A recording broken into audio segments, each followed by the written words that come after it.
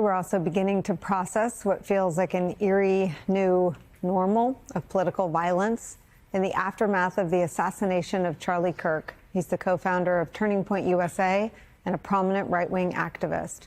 At this hour, the manhunt for the suspect in his shooting is still underway. The FBI has shared these two images of a person they are describing as a person of interest in connection to yesterday's shooting at Utah Valley University.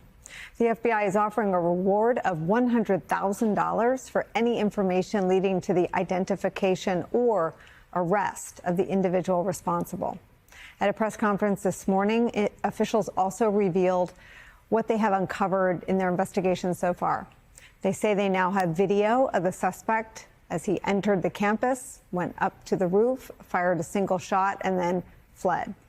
They have also recovered a high-powered rifle found near the scene that they believe delivered the fatal shot, and they have foot and palm prints from the suspect.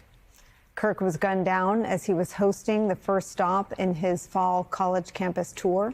Several eyewitnesses raised concerns about the security at the event.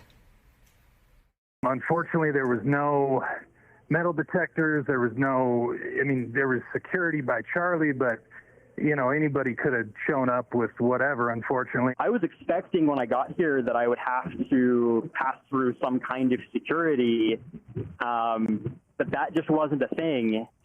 No one checked the barcode or the QR code.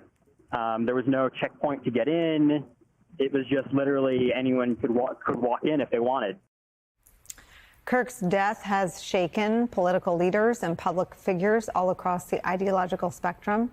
It has ignited calls for revenge from some prominent voices in the MAGA media ecosystem. Today, some elected leaders from both political parties seemed intent on coaxing the country away from that abyss.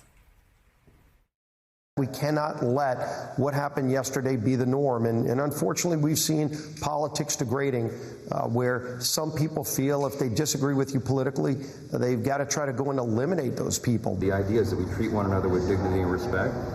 And somebody who's arguing the other side of an issue is not your enemy. They're your fellow American, and you ought to regard them as such. Coming together is what we ought to be doing, not pointing fingers of blame. This moment requires leadership that brings the American people together as opposed to trying to further divide us. Political violence in any form against any American is unacceptable. FBI Director Kash Patel is right now on his way to Utah. Officials are expected to provide an update on the investigation once he arrives there. It's where we start today with Ken Dilanian.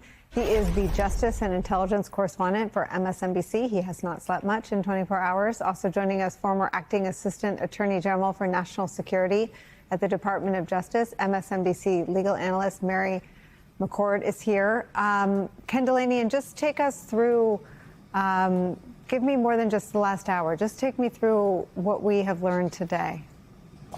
Yeah, well, there are a number of hopeful signs, Nicole, and I'm hearing from FBI sources that there were a number of positive leads briefed up the chain today. And the fact that Kash Patel and I believe Dan Bongino are on their way to Utah could be a good sign. Authorities canceled what had been a planned afternoon news conference saying that there were rapid developments in the case. That appears to be another good sign, although we need to be cautious given what happened last night where Kash Patel posted on X essentially that they had caught the shooter.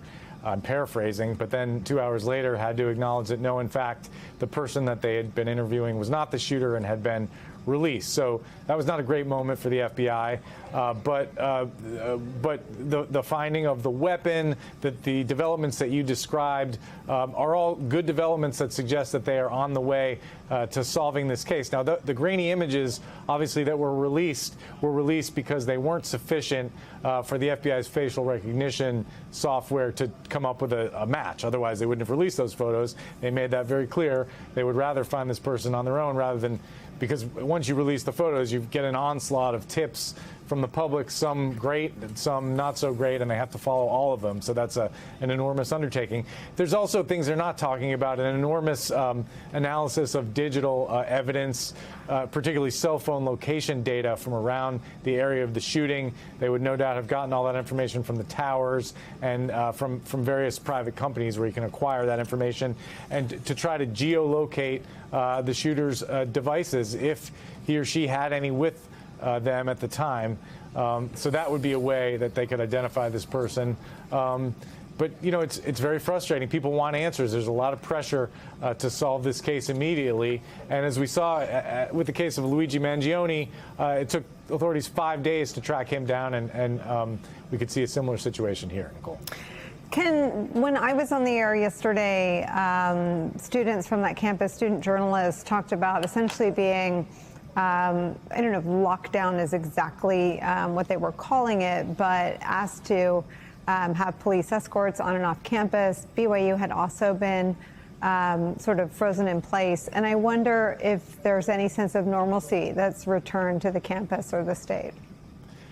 It seems like more so because once the authorities have declared that this was a targeted attack and that other people are not in danger, it paints a much different picture. Initially, they didn't know what they had. And so in the case of a mass shooter or a random act of violence, you would do that. You would lock down these campuses. But now they're saying, you know, they believe this was a political assassination. Charlie Kirk was targeted. And so this person is most likely trying to get away, not trying to attack other people. And so, you know, there's more of a sense of normalcy, but no one's going to sleep well until this person is caught, Nicole. And can any information on what are Kash Patel and Dan Bongino going, do we believe they're going to participate in an announcement? Do we believe they're going to bolster and support and expedite the investigation? Do we know exactly what the purpose of their trip is? Well, Utah officials have said that they are coming and that there will be a news conference when they arrive. So what that means exactly, we don't know. Is it just another update on progress in the case? I've been obviously talking to sources and trying to find out information about what they have, and I have not been told that any arrest has been made or that a suspect has been captured. But, you know, I'm told that there are positive developments, and they've said publicly rapid developments in the case, and so that's a good sign. And the fact that Kash Patel and Dan Bongino are coming out there could be a good sign. I mean, look, they've come under a lot of criticism.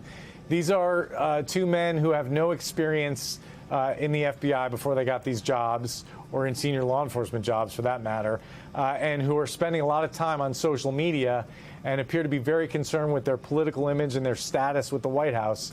And so it's not surprising that they are going to the scene. You know, whether that helps the investigation or not is an open question. Mary, before we turn to I guess the events of the last 24 hours and the shockwaves that this political assassination have seemingly ignited in our country, I want to ask you, from your national security days, what you see and what you feel and what you're hearing, if anything, from the Justice Department. Well, you know, we don't hear that much from the Justice Department anymore about domestic extremist violence. I'm not sure exactly what the status of is within the National Security Division of sort of the teams that were set up to focus on that. And of course, I'm worried that similarly in the FBI, which had been really surging resources over the last 10 years, even since I was still in the National Security Division, had really devoted a lot more resources to the domestic extremist violence threat, the domestic terrorist threat. And it's not clear at all, with so many firings and so many changes within the Bureau, whether that expertise is still there. And if it is, whether people with the expertise are actually in the positions to be using that expertise.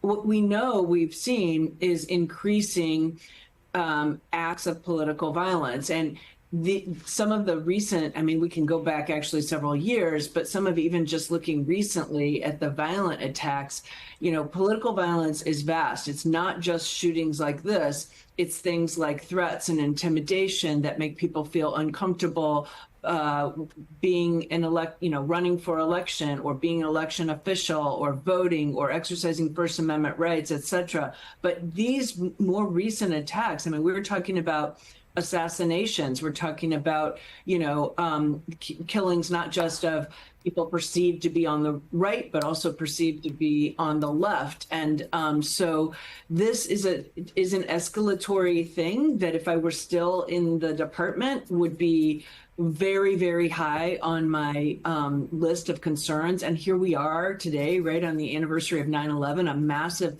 international terrorist attack on the United States. Obviously, we haven't seen anything that big, but these individual incidents can be really terrorizing for people who are out going about their lives. These were students who came to see Charlie Kirk speak, and this incident happened. So this is something that really deserves resources, because you don't want to be in the position we're in right now, where you're investigating after the fact. You want to use whatever tools you have at your disposal, consistent with the Constitution, to try to prevent attacks before they happen. It's hard to do. It is really hard to do, and it takes resources.